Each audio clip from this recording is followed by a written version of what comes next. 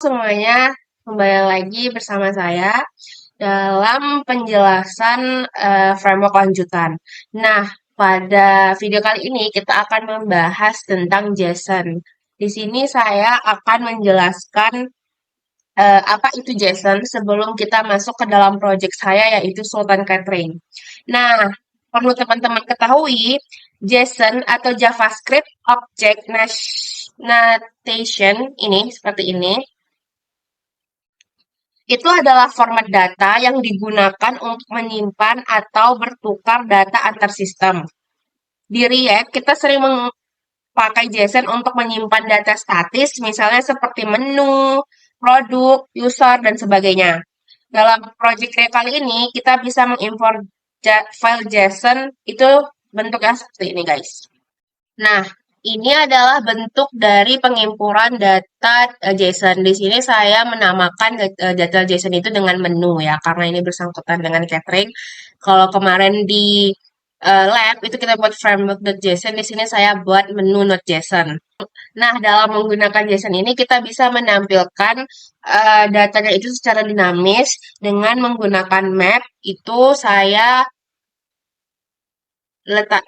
menggunakan map itu di dalam file Sultan Catering List Search Filter. Nah, ini dia penggunaan map untuk data agar lebih dinamis gitu. Nah, adapun kelebihan dari menggunakan JSON di React ini adalah itu lebih memudahkan untuk pembacaan dan penulisan. Terus dia juga reusable di banyak komponen. Jadi kita nggak perlu menuliskan komponen yang sama itu berulang kali. Jadi lebih menghemat waktu dan juga meringkas codingan kita supaya nggak terlalu panjang.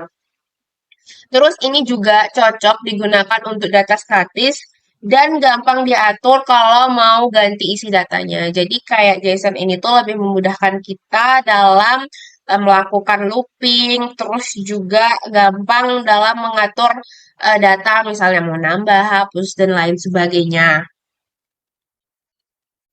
Nah, lanjut kita ke dalam proyek saya yaitu Sultan Catering. Nah, untuk proyek Sultan Catering ini tuh kita membuat komponen React. Sini saya membuat namanya itu Sultan Catering List Search Filter. Komponen ini menampilkan data menu dari file menu JSON dan punya fitur pencarian dan filter berdasarkan kategori makanan. Nah, berikut ada beberapa poin yang harus terdapat di dalam codingan saya. Yang pertama itu eh, diminta untuk memiliki 20 data yang bersangkutan dengan tema dari proyek kita. Terus yang kedua itu adalah poinnya terdapat minimal 5 atribut utama dan 3 atribut yang memiliki nested structure. Nah, di sini saya langsung tunjukin aja poin-poin di sini apakah sudah terpenuhi apa belum. Nanti yang pertama tadi adalah memiliki 20 data. Di sini dapat kita lihat saya memiliki 20 data. Di sini saya masukin ID-nya supaya ada variabel ID supaya bisa membedakan ini ada 20 data. Berarti untuk poin pertama itu terpenuhi. Yang kedua adalah minimal 5 atribut dan 3 atribut yang memiliki nested structure.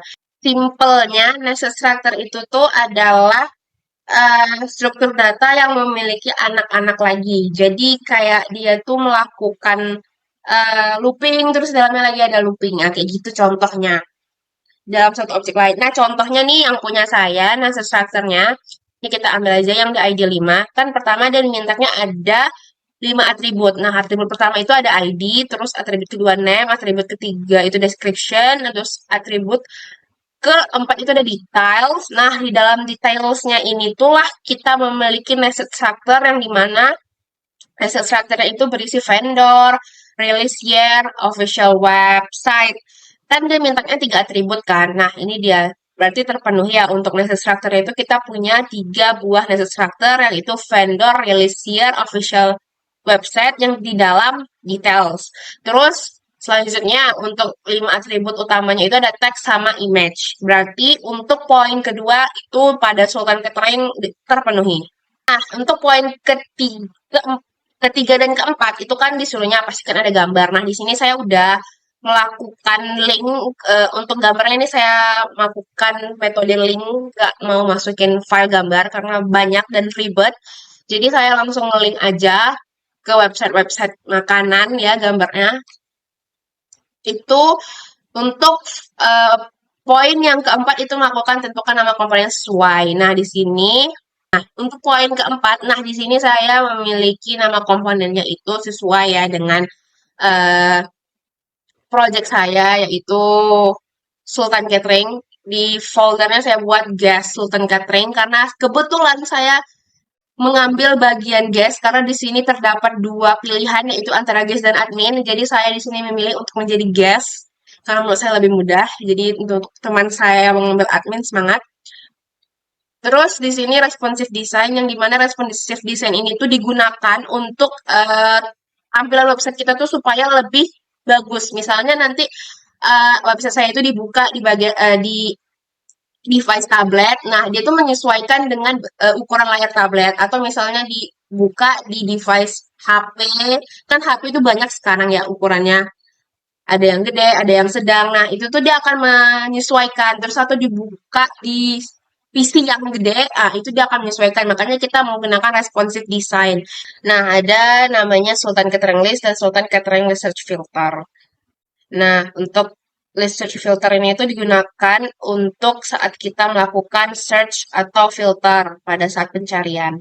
Nah, di sini aku sebelum menunjukin nih di gimana hasil dari eh, codingan saya. Nah, di sini itu kenapa kita penting menggunakan nested? Itu karena adalah dia itu lebih rapi dan terorganisir kalau kita misalnya menggunakan nested. Terus juga kita tuh bisa dengan mudah mengelompokkan data yang saling berhubungan. Jadi kalau misalnya kita menggunakan nested tuh kita lebih mudah mengelompokin data yang sesuai dan relevan gitu loh. Jadi dia nggak campur-campur berantakan. Pokoknya lebih struktur deh kalau misalnya menggunakan nested. Terus juga ya lebih mudah dikelola dibaca. Kalau misalnya dia terstruktur dan rapi, itu otomatis mudah dibaca dan mudah dikelola gitu guys. Jadi pokoknya codingan kita tuh lebih rapi dan lebih terstruktur aja kalau misalnya kita menggunakan nested. Nah, di sini pasti teman-teman penasaran kan gimana hasil dari codingan aku yang sepanjang ini itu gimana sih outputnya? Oke, mari kita lihat. Oke, ini adalah tampilan dari Sultan Catering. Nah, di sini mari kita eksekusi. Apakah semua poin tadi itu tuh jalan apa enggak? Atau dia nggak nampil nih saat search filternya atau enggak? Mari kita lihat di sini ya, guys. Sebenarnya saya deg-degan kalau misalnya tiba-tiba di sini error. Oh my God. Oke, mari kita lihat. Pertama nih, aku pengen cari namanya nasi. Alhamdulillah dia keluar. Ini untuk nasi aja itu kita punya nasi kuning komplit, nasi uduk komplit, dan nasi liwet. Nah, kalau misalnya mencari berdasarkan tag, jadi berdasarkan tag nih, misalnya aku pengen makanan yang daging gitu. Tuh, keluar tuh rendang sapi, dendeng balado. Tagnya itu ini ya guys, yang kuning-kuning ini tuh tag untuk menu makanannya.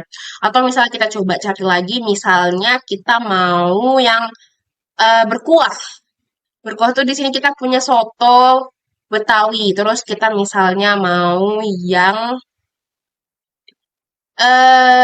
snack deh gitu.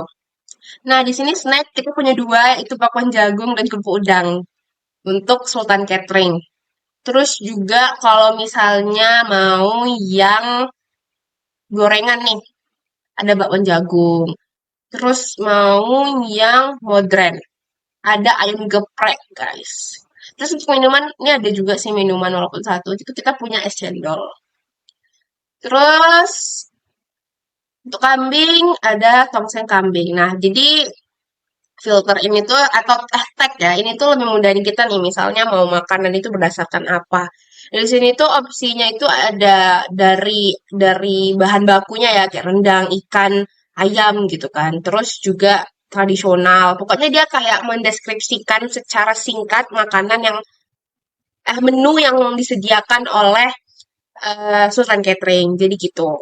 Berarti di sini untuk search-nya berhasil dan untuk filternya berhasil. Di sini aku mau ngetes lagi. si responsif desainnya. Apakah dia responsif atau tidak desain yang saya buat ini? Mari kita cek dengan caranya kita inspect, terus kita pergi ke bagian apa nih namanya? Bagian ini deh, toolbarnya ini kita buka. Terus di sini kita tinggal ubah deh, misalnya berapa ya? 4.000 misalnya. Itu udah kayak gini bentukannya. Terus apa ya? Berapa sih normalnya? 1.200. Nah, kayak gini. Berarti ini udah bisa dikatakan kalau website ya, website saya itu responsif dan berarti itu berhasil ya. Mungkin video kali ini dan demonstrasinya sekian tentang JSON. Bila ada kata-kata salah, mohon dimaafkan. Wassalamualaikum warahmatullahi wabarakatuh. Bye-bye.